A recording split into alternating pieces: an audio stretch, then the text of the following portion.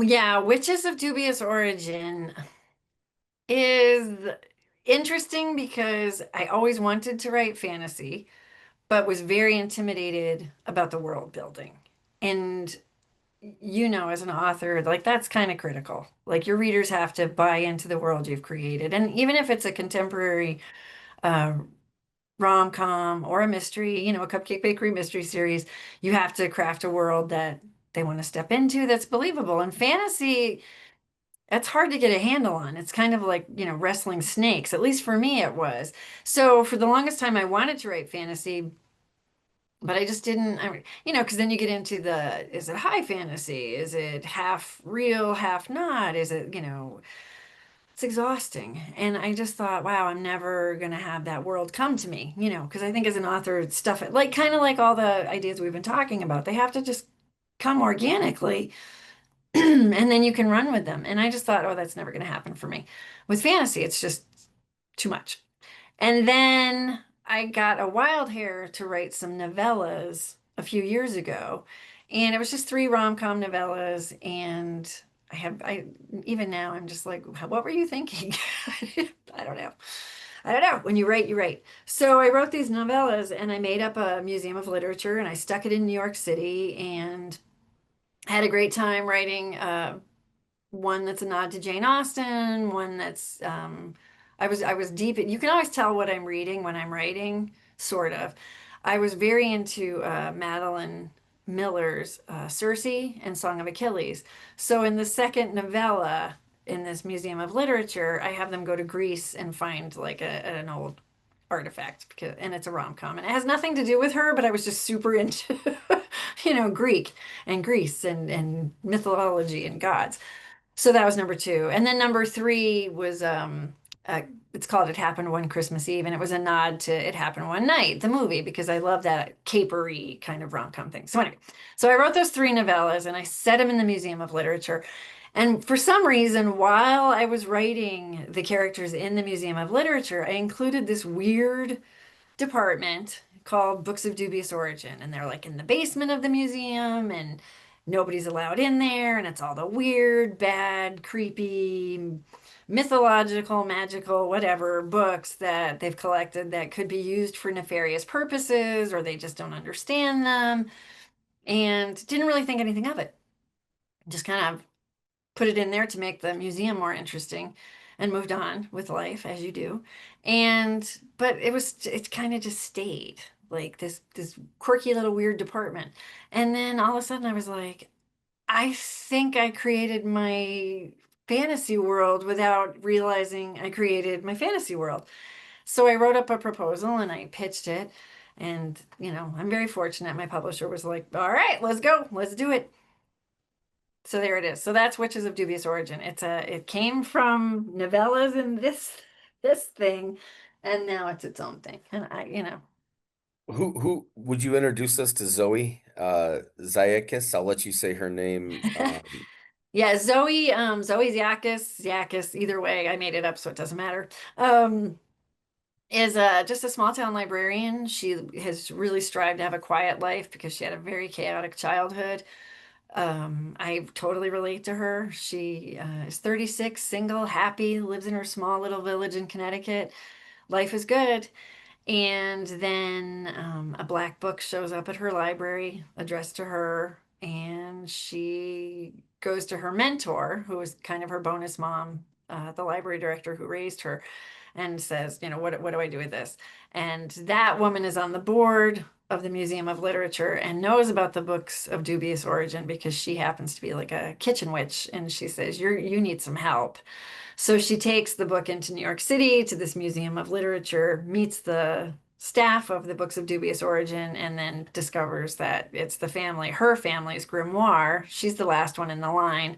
And oh, by the way, the family's gift is that they can raise the dead. And that's so, And yeah, I love these people because they're all, in my world, witches are the women, mages are the men. So you have Miles Lowenstein, who's kind of the head of Books of Dubious Origin. He's, 70, 80 something year old, absent-minded professor, the crazy white hair and glasses stuff. but he runs a tight ship.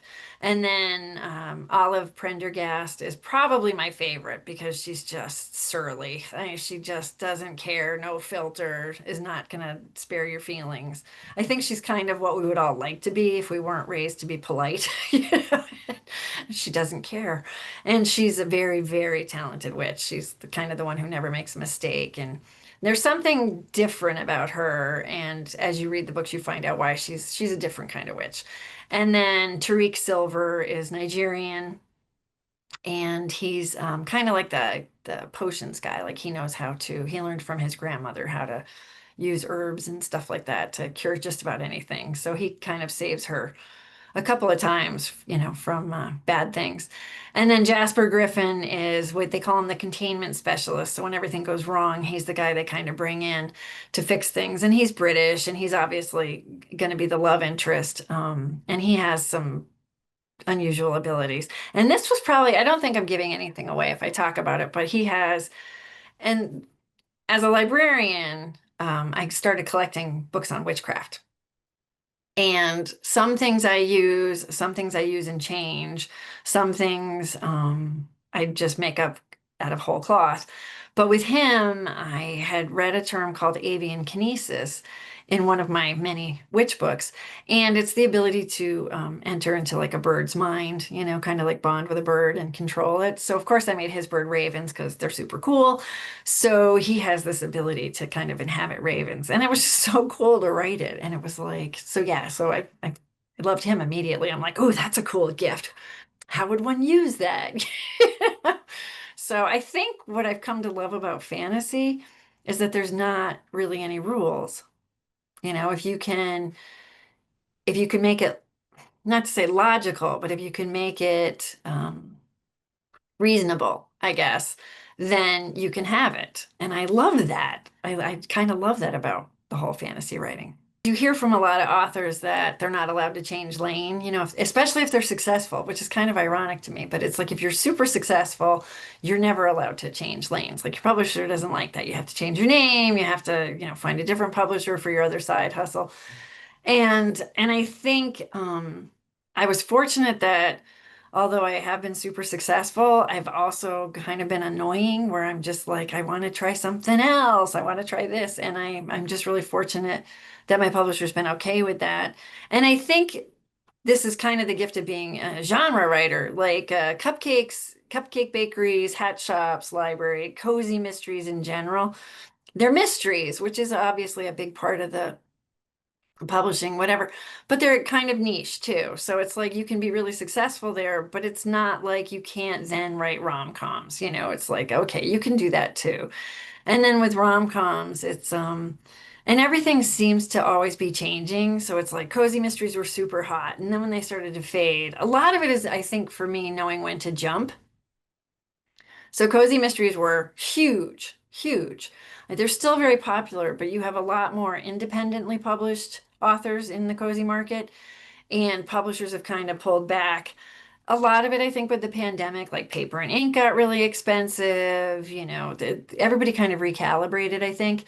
So then that was when I kind of pivoted into the standalones and the rom-coms, which I love. I find them, this is going to sound terrible, but I find them more challenging to write than mysteries because, romance has to be on an authentic emotional conflict for like 300 pages. Whereas with a mystery, a dead body like really moves a plot along. But a romance, your characters are never supposed to be apart for too long. Like there's just a lot that makes it really challenging for me because I want it to be authentic. I don't want it to be like, well, if they'd had one conversation on page 30, there wouldn't be any conflict. It's like it really has to be like conflict, but not stuff that would keep you apart forever. So it's just this really tricky balancing act. And I find it really challenging. But then fantasy came along, and that was just, I was lucky to jump onto that one. And that one, I don't think it was so much that the market changed for rom-coms. I think it was just that I had established the world. And the reality was, I kind of said to my publisher, either you do this or I'm going somewhere else to do it, but I am doing this. And I think I have a long enough track record. They're like, she's going to do this. So I think, yeah, I got lucky. I got lucky that they were like, okay.